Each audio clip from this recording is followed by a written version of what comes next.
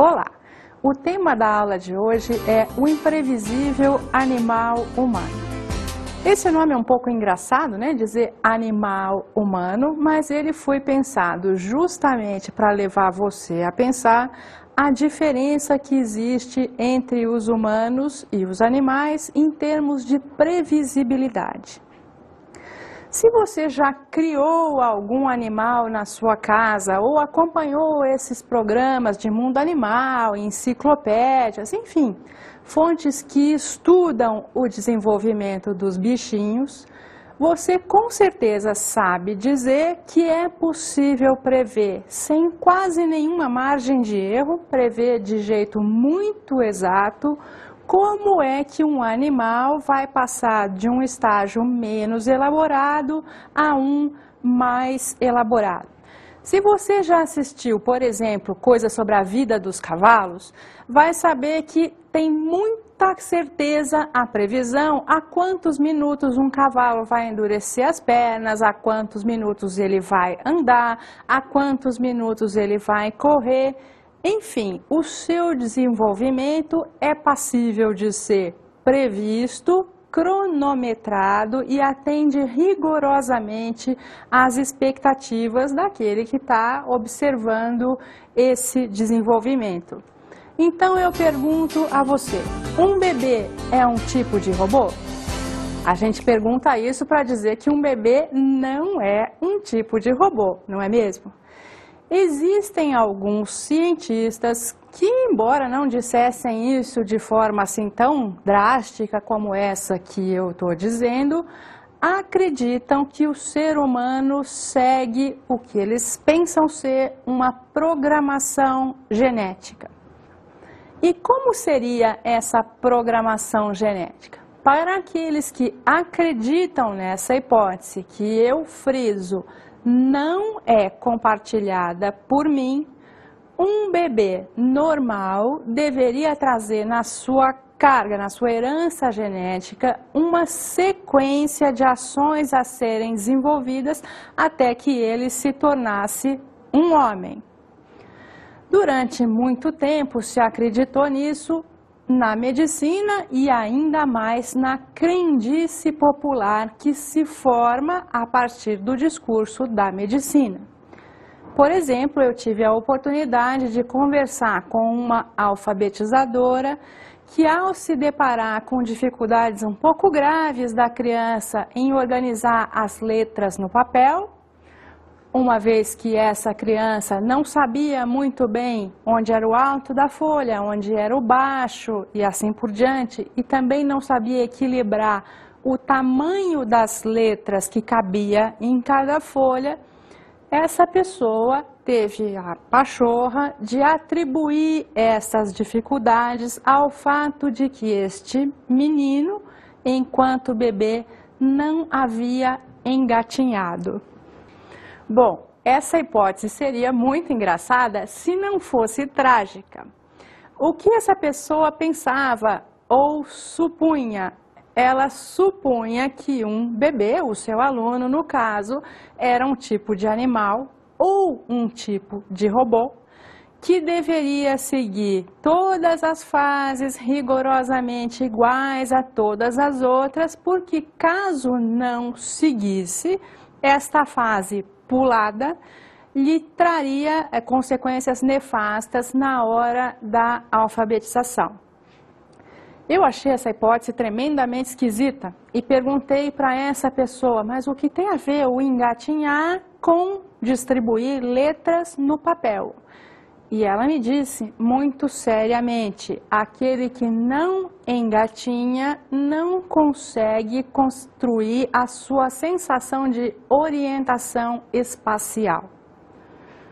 Bom, eu acho que você já achou bastante estranha essa história que a gente não possa construir a nossa orientação espacial andando, rolando no chão, rastejando, sendo empurrado numa cadeira de rodas, se necessário, de muletas, enfim, aquilo que o nosso corpo permite fazer.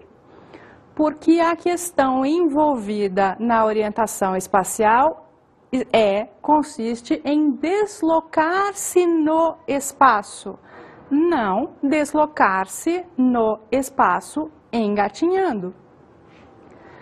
De onde surge esse grande equívoco? Surge justamente na comparação ou na utilização do modelo que a ciência usa para descrever o desenvolvimento dos animais para os seres humanos.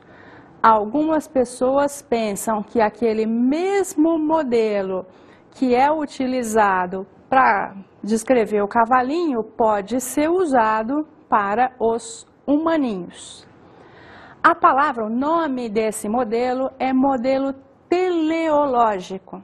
Não precisa decorar essa palavra tão comprida, né? Teleológico. Basta entender que esse modelo, advindo das ciências naturais, se refere a fases rigidamente controladas, cuja progressão todo mundo conhece, para sair de um estado menos elaborado para um mais complexo. Você já deve estar se perguntando por que nós não podemos aplicar o modelo teleológico, que tão bem descreve o desenvolvimento animal, nas nossas criancinhas. E eu direi, em breves palavras, que é porque nós temos a linguagem. O que isso quer dizer? Quando a mãe cavalo dá instruções para o seu filhote, nós temos a certeza absoluta que ou esse filhote entendeu, se é que eu posso usar a palavra entendeu, ou ele morreu, porque são instruções muito claras a respeito da sobrevivência da espécie, que são feitas no modelo ação-reação, sem mediação de palavras. O mesmo não acontece com a mãe humana. Quando uma mãe humana fala com o seu bebê, até porque o bebê, quando nasce, não sabe falar, nós não temos a menor certeza o que foi que o bebê escutou daquilo que foi dito. Para vocês entenderem melhor isso, eu vou contar uma história muito engraçada, verdadeira, que aconteceu comigo numa certa primavera, quando passeávamos, eu, meu marido, minha filha mais velha, que na ocasião era um bebê de uns poucos meses. Havia feito um inverno muito rigoroso. A partir desse momento, nós estávamos assim sedentos de calor, quando a primavera finalmente chegou. Ao chegar, os botões do jardim, por onde a gente sempre passava, eram muito visíveis, eram um roseral. Meu marido, apontando esses botões, dizia: "Olha, quanto botão!" Enquanto a minha filha, muito pequenininha, segurando os casacos, o botão do casaco do pai, dizia: "Quanto botão! Quanto botão!"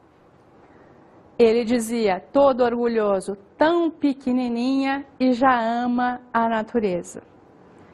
Eu passei anos para ter coragem de revelar para ele que enquanto ele se referia ao botão da roseira, o bebê entendia os botões do seu casaco. Vocês percebem que nós temos aí um caso de homofonia. São duas palavras, botão de rosa, botão de casaco ou de camisa, que tem absolutamente o mesmo som. Enquanto o pai tinha certeza que a filha olhava para aquele botão que ele apontou, a filha olhava para um botão que ele sequer suspeitou que tivesse na mira do seu olho. Isso acontece o tempo todo quando a gente conversa. Os linguistas dizem que o natural da linguagem é que ela produza equívoco. A linguagem que não produz equívoco é aquela muito corriqueira, banal, que na verdade não diz nada, né? Bom dia, como vai, como vai. Quando a gente não está dizendo nada, não tem mesmo como se equivocizar. Mas quando nós produzimos frases mais longas ou que dizem respeito a ideias mais complexas, o tempo todo o mundo cotidiano nos mostra que nós falamos uma coisa e a pessoa entende outra. Talvez você fique pessimista com essa perspectiva, né, de que eu falo uma coisa e você entende outra. Mas se nós pensarmos bem, seremos forçados a admitir que Deus escreve certo por linhas tortas. O que quer dizer isso? Se todas as vezes que alguém falasse, a gente entendesse rigorosamente o que ela falou, no processo educativo nós seríamos obrigados a reagir às palavras do outro. Caso isso fosse verdadeiro, nós teríamos pouquíssima mobilidade na nossa vida social. Ou seja, quem nasceu pobre morrerá pobre, quem nasceu em família pouco culta morrerá pouco culta, porque ele ficaria supostamente preso à perspectiva da sua família. O que equivale a dizer que nós seríamos obrigados a nos portar como os animais. Quem nasce cavalo, morre cavalo, não vira chimpanzé. Quem nasce chimpanzé não vai virar outra coisa. Bom, eu não preciso me alongar com essa comparação com o reino animal para você perceber que o fato da linguagem ser equivocizante não nos dá um grande espaço de liberdade. Como assim liberdade? Bom, eu posso ser filha de professoras e virar bailarina, ou eu posso ser filha de bailarinas e virar advogada. Isso porque nós não temos acesso completo e concreto àquilo que nossos antepassados desejaram para nós. Há uma margem de liberdade entre aquilo que eles quiseram e aquilo que a gente entendeu que eles queriam. Vamos agora recorrer a uma representação gráfica. Uma coisa seria eu pensar que o pensamento é uma linha reta, da sua causa à sua consequência. E eu vou dizer para vocês, não é assim que a gente pensa, ninguém pensa com tanta linearidade assim. Uma outra imagem possível seria a de uma escada, cada degrau correspondendo a uma etapa que deve ser vencida pelo ser humano, desde uma fase menos elaborada até outra mais complexa. E de novo eu direi, não é assim que nós estamos pensando. Então, qual é a imagem mais adequada? A imagem mais adequada é a do rizoma, que como vocês podem ver, é uma raiz bastante ramificada. Se a gente segue ali, percebe alguns cruzamentos, mas não vê onde é o início, onde é o fim e o que cruza com o que. Quando a gente adota uma perspectiva rizomática para falar do desenvolvimento humano, nós vamos entender duas coisas importantíssimas. Primeiro, não é possível prever. Segundo, não é linear. E, por último, não é sozinho. Então, eu pergunto a vocês, um homem é uma ilha? Se nós fôssemos como as ilhas, nós poderíamos nos trancar num quarto escuro e aprender normalmente, porque seria apenas questão de esperar o tempo certo, de esperar a maturação. Como não é o caso, nós precisamos nos organizar socialmente para construir conhecimento de modo compartilhado. E aí entra o ônus e o bônus dessa ideia. Por exemplo, há algum tempo eu estava aplicando uma prova de concurso, dava as instruções iniciais no início da prova, aquelas coisas de praxe, não pode identificar, não pode rasurar, ali é o rascunho, ali não sei o quê, e disse, quanto ao tamanho é indiferente, se você quer escrever 10, 20, 30, 50 linhas, isso é com você. Bom, passado o tempo da prova, A sala estava tranquila, mas um dos candidatos estava muito preocupado, falando sozinho em voz alta. Eu me aproximei e ele contava as suas linhas. 1, 2, 3, 4, 5. Eu achei aquilo estranho, fui falar com ele: senhor, algum problema? E ele me disse: sim, eu já passei a limpo e são 51 linhas, quer dizer que eu zerei na prova? Isso me surpreendeu muito, porque eu pensei, por que ele pensa, né, que não pode escrever 51 linhas, já que eu disse que o tamanho é indiferente? Mas logo, recuperando a outra parte do que eu disse, eu entendi porque ele não entendeu. No afã de dar exemplos, eu contei, você lembra, né? 10, 20, 30, 50 linhas. Ele esqueceu a parte do tamanho é indiferente e pegou de 10 a 50 linhas. O que quer dizer que o equívoco acontece bastante também na relação pedagógica. Para a gente deixar isso mais claro, eu convido você a assistir agora uma representação de um caso real ocorrido em sala de aula. A professora escreve na lousa: a mamãe afia a faca, e pede para uma criança ler. A criança lê corretamente. Um adulto pergunta à criança: quem que é a mamãe? É a minha mãe, né? E o que é afia? A criança hesita, pensa e responde: sou eu, porque ela, a mamãe, diz: vem cá, minha filha. A professora, desconcertada, intervém: não, a fia é a mola-faca.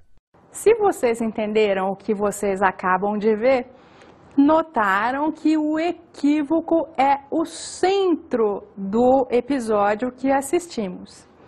Bom, eu esclareço que estava num livro da professora Ana Luísa Smolka e abre o livro como se fosse a sua epígrafe.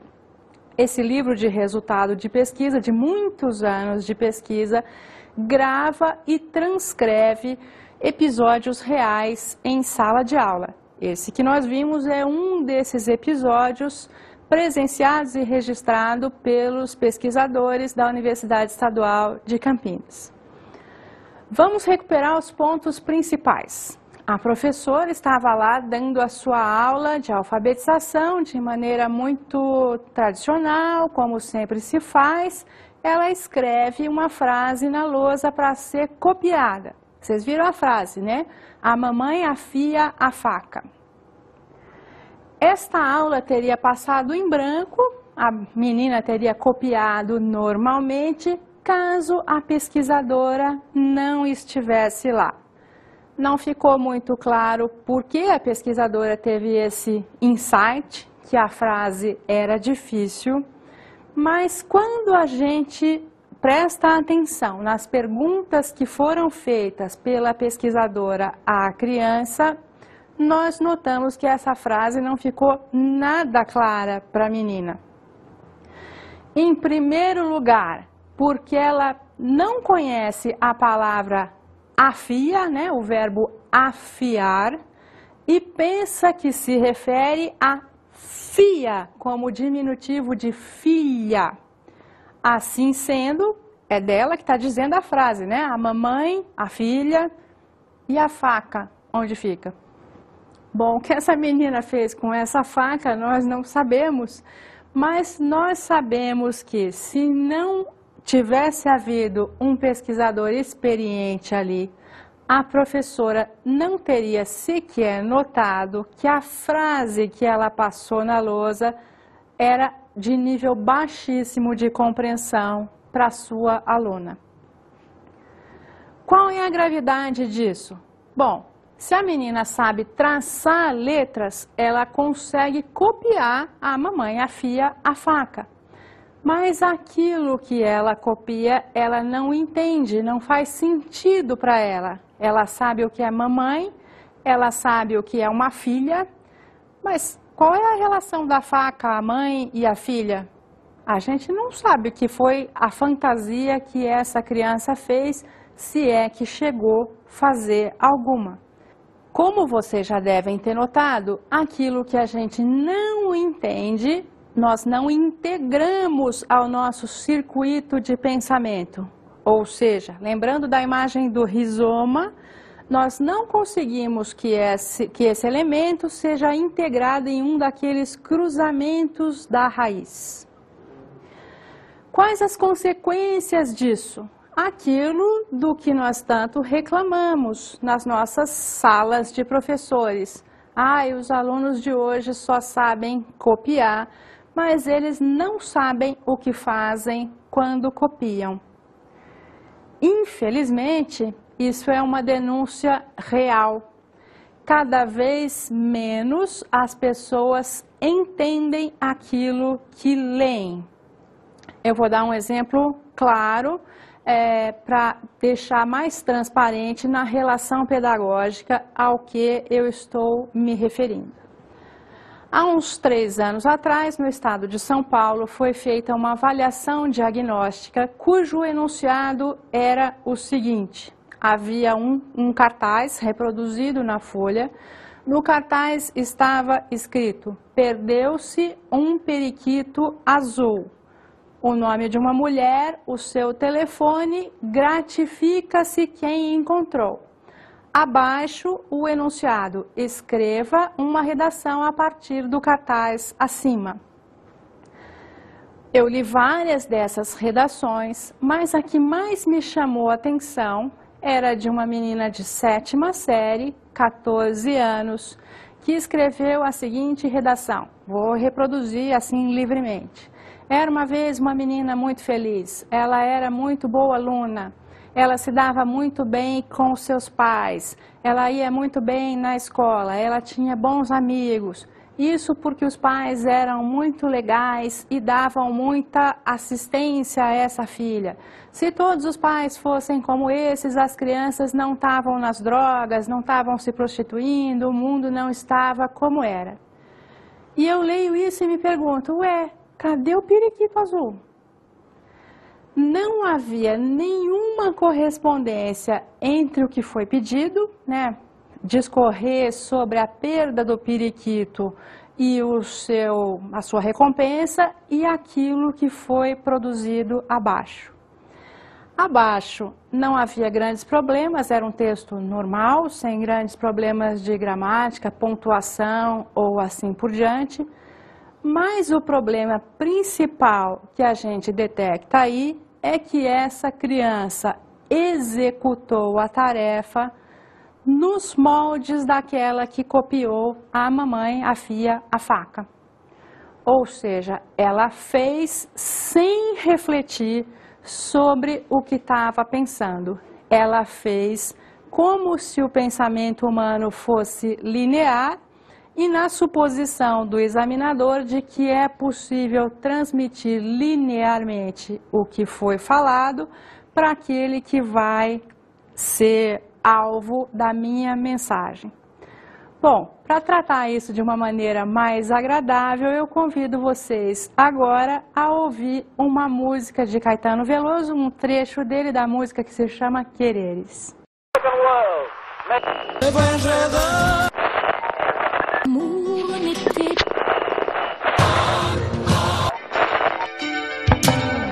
Onde queres revólver, sou coqueiro. E onde queres dinheiro, sou paixão. Onde queres descanso, sou desejo. E onde sou só desejo, queres não. E onde não queres nada, nada falta. E onde voas bem alto, eu sou o chão. E onde pisas o chão, minha alma salta. E ganha liberdade na amplidão. Essa música é bonita, né, gente? Ela é bonita e ao mesmo tempo nos deixa assim um pouco exasperados, porque o Caetano radicaliza na nossa possibilidade de mudar de ideia. Eu quero isso e depois não quero mais, dali a 5 segundos não quero aquilo que quis antes. E ainda nos mostra como isso se torna mais complicado na interação entre os pares.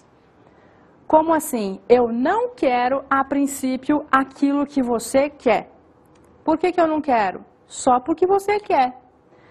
Quem está acostumado com a sala de aula sabe que muitas vezes os nossos alunos reagem assim. ele se opõe a certas instruções que talvez não se opusessem de muito bom grado se fizessem isso solitários, apenas porque a pessoa, no caso a professora, pediu com um pouco de falta de jeito.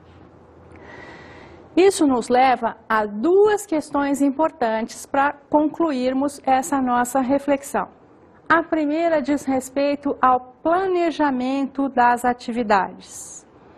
Embora todo mundo saiba que é necessário fazer um planejamento do seu ano letivo ou mesmo de cada uma das aulas, se nós estamos trabalhando com a perspectiva de que o homem é um animal imprevisível, eu não posso planejar tudo tão rigidamente assim. Só pode planejar de modo rígido aquele que está convencido que os alunos vão reagir do mesmo modo que estava previsto no seu script.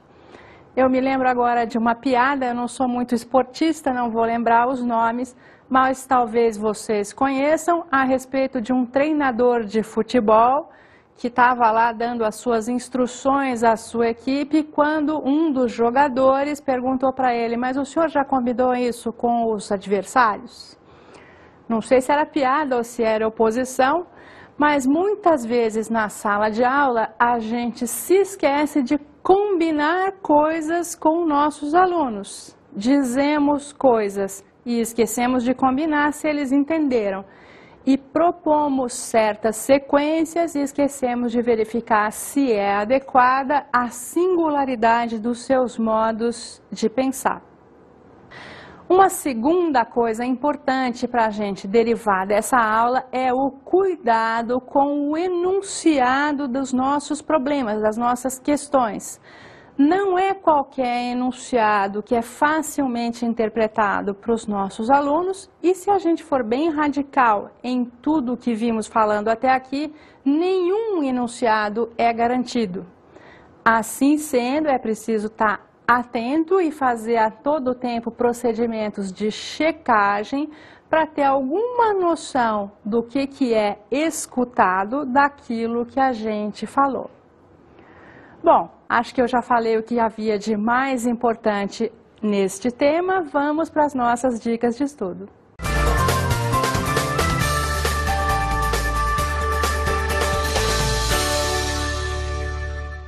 Para enfatizar para vocês a graça da minha dica de estudo, começo rapidamente com uma piada. Dois banqueiros passando por um café, um deles diz: vamos entrar e tomar alguma coisa? E o outro responde: não, não, não, tem muita gente vendo. Legal, né? Piadas como essa estão exploradas no livro Os Humores da Língua, de Círio Pocente, no caso específico dessa, explorando a ambiguidade sintática entre tomar, tomar um café, e tomar como roubar, tomar alguma coisa de alguém. Se você lê, além de dar muita risada, vai aprender muita linguística, o que com certeza enriquecerá o seu cotidiano na sua sala de aula.